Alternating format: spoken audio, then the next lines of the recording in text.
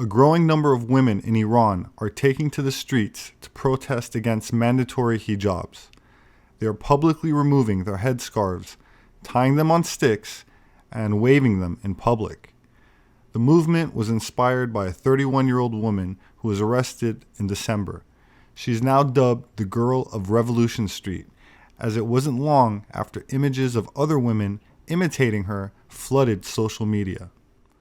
After the revolution in 1979, the government made it illegal for women to show their hair, and they cannot wear clothes that show off their figures.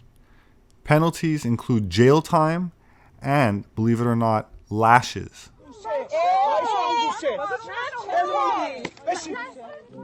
A viral video of an encounter between a woman and Iran's morality police is sparking renewed debates about the requirement that women wear headscarves in public.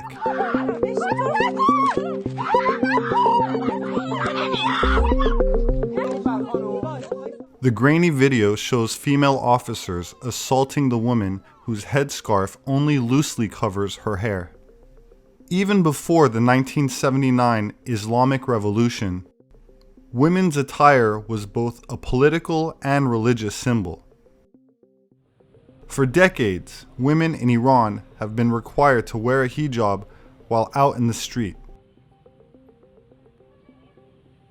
Now, many are questioning the requirement and their faith in the theocratic, Shiite-dominated nation. I used to be a person who would always say her prayers and deeply believed in God. I would always say grace before having a meal. Right now, I believe in none of those things. The video appeared online last week, with activists suggesting it was taken in Tehran, though nothing in it offers hints at its location. I think that it was very unnecessary, the way that the police or morality police handled the situation.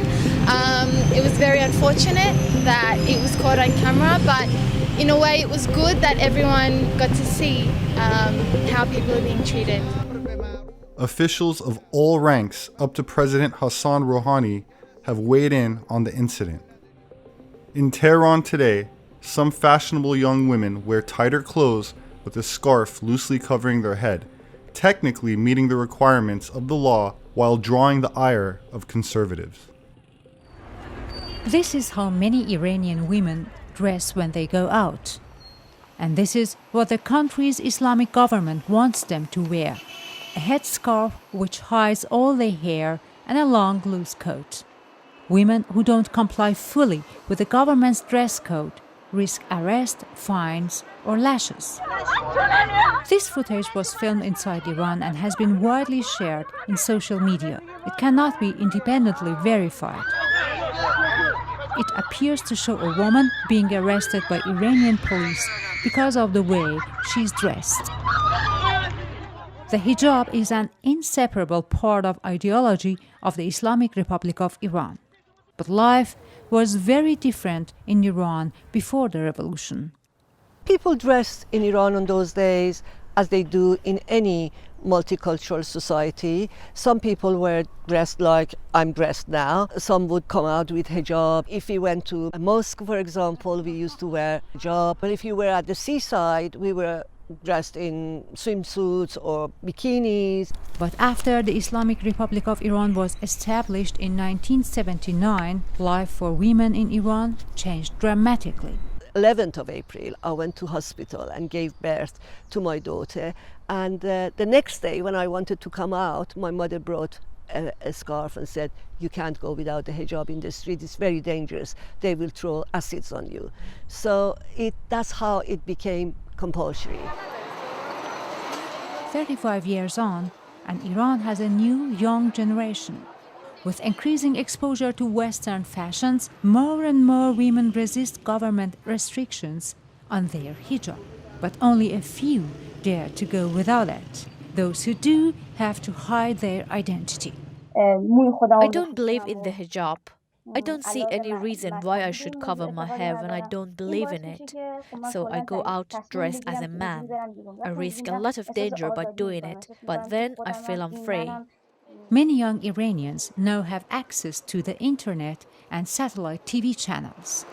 The clothes they choose to wear are becoming a challenge to the authorities. And then there are so many punishments for women if they don't wear hijab or they wear inappropriate hijab, what they call it. Then you get fined, you get arrested, you get lashes, and you get into jail. So that is why now women of Iran protesting against compulsory hijab, because to them it's about, it's the most visible symbol of oppression against women. They say if you don't wear a hijab or you don't cover your hair, then men cannot control themselves. Men can get excited. This is an insult to men as well. In our campaign and our movement against compulsory hijab, now men joining us to say that we don't own the women. We are just supporting them. We are fighting for freedom of choice all together because they want to show that the men in Iran are not thinking exactly, the same as the government of Iran. This is the first time that women taking the street and putting themselves in danger. They know this is a punishable crime. They want to be heard. And the movement now, the unrest, gaining momentum. Why? Because people, men, women, even those women who believe in hijab, they're joining the campaign. They are fed up with religion interfering in our personal life.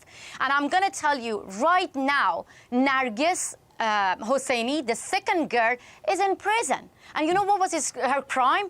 Just, waving a white headscarf, putting the white headscarf on a stick and waving it in public. Because the government of Iran think if they arrest her, then they can stop women from protesting against compulsory hijab.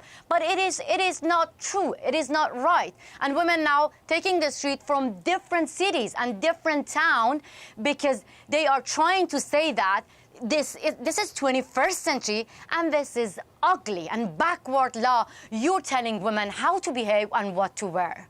So what did Iran look like before the Islamic Revolution of 1979?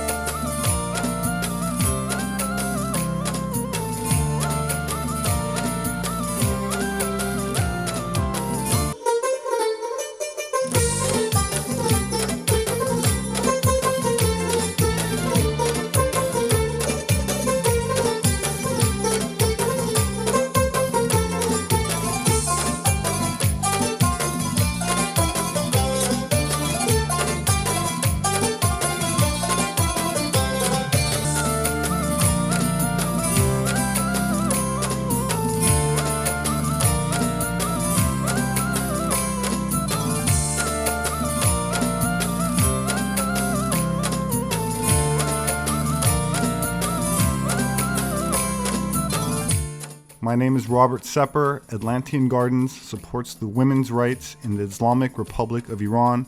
No woman deserves to be beaten and imprisoned for exposing her hair. That's just an outrage. Thank you for sharing, and I will see you next time.